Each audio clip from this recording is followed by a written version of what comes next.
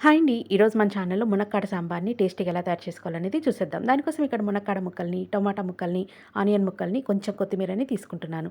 తర్వాత మసూర్ దాల్‌ని ఈ విధంగా నానబెట్టుకొని శుభ్రంగా వాష్ చేసి పక్కనుంచుకుంటున్నాను. తర్వాత చింతపండు కూడా నానబెట్టుకొని పక్కనుంచుకోవాలి. ఇప్పుడు శుభ్రం చేసి పెట్టుకున్న మసూర్ దాల్‌లో పసుపు, ఉప్పు, సాంబార్ పొడి, కొంచెం కారం, తర్వాత కట్ చేసి పెట్టుకున్న ముక్కలన్నీ వేసుకొని, తర్వాత తగినన్ని నీళ్ళని యాడ్ చేసుకొని, దీన్ని మనం 3 విజిల్స్ వచ్చేంత వరకు కుక్ చేసుకోవాలి. అయితే ఇక్కడ మునక్కాడలు వేసాం కాబట్టి 2 విజిల్స్ అయితే సరిపోతుంది. ఇలా 2 విజిల్స్ వచ్చేంత వరకు కుక్ చేసుకున్న తర్వాత మునక్కాడలన్నిటిని పక్కకు తీసేసుకొని, ఈ పప్పుని బాగా మ్యాష్ చేసుకోవాలి. ఈ విధంగా నేను గరిటెతో మ్యాష్ చేసుకున్న తర్వాత నానబెట్టుకున్న చింతపండు రసం కూడా ఇందులోకి వేసుకొని, ఇప్పుడు ఏదైనా ఉప్పు అవి సరిపోకపోతే ఇందులోకి యాడ్ చేసుకోవాలి. అయితే ఉప్పు, కారం, ఇక్కడ నేను కొంచెం కొబ్బరి పొడిని కూడా యాడ్ చేసుకొని దీన్ని బాగా తెల్లించుకోవాలి. తర్వాత మునక్కాడలను కూడా వేసి మిక్స్ చేసుకొని పక్కకు తీసేసుకొని పోపులో కాస్త ఇంగువ వేసి దీన్ని పోపు పెట్టుకుంటే చాలా టేస్టీగా ఉంటుంది. అంతే అండి. టేస్టీ